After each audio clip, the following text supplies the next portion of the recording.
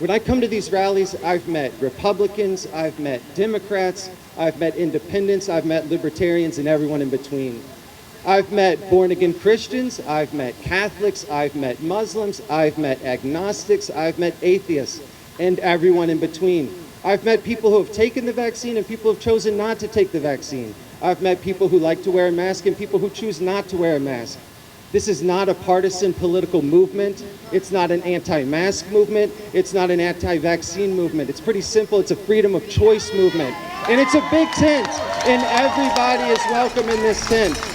You know that we have to go through yearly diversity training, and we have to be sensitive and tolerant to other religions and other belief systems that are different than our own, but yet when it comes to getting this vaccine, they didn't care. They didn't care about our religious beliefs.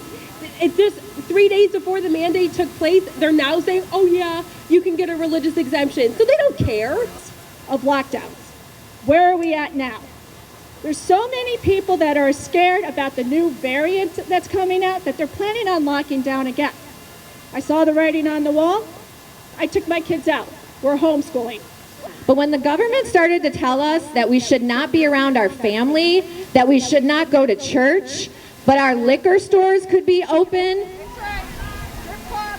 that gut, that mommy gut, as my mom taught me, told me something was wrong. That's why we're rallying here. We are here to tell our leaders that we need the positive change. I need you to get into the fight. I need you to reach out to your congressmen and tell them that we are not going to stand for this. And I want everyone here to be thankful for the person to their left and right and for the organizations that are supporting one another. Because if we don't have each other, we don't have anything. And you know what? All of you beautiful people, you have a cause. You have a gift that nobody else has. And for these leaders to try to mandate you to get a vaccine to work is unconstitutional. So it affects our ability to, my ability to earn, but also others too, anybody in the small business community. And it has a ripple effect. You know, I don't think there's ever been a time in my life that I've been so mentally and physically exhausted. This is why we can never say this is okay, and certainly not okay to be mandated. No, it's not.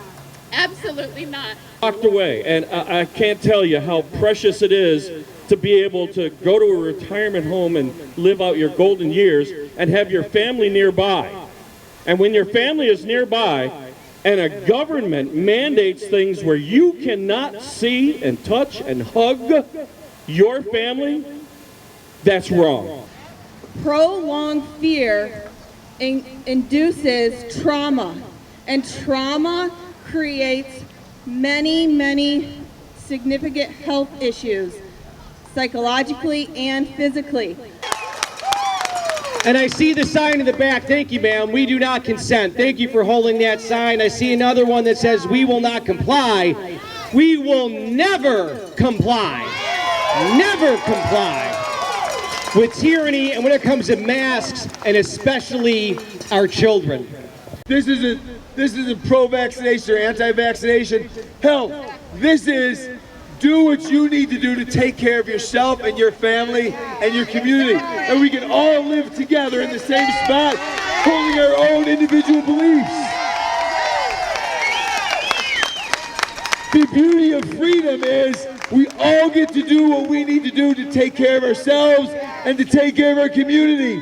That's the beauty of freedom. That's why it works so well. People are free to wear masks, people are free to vaccinate, and people are free to live side by side with them without masks or without vaccinating. That's freedom. Insane. It is out of control. Things happen that we never thought could happen. And so another thing happened that we didn't think could happen. There's another candidate. And this is Ben Carlisle. And I'd like you all to give it up for Ben for putting this together today. Come on, Ben!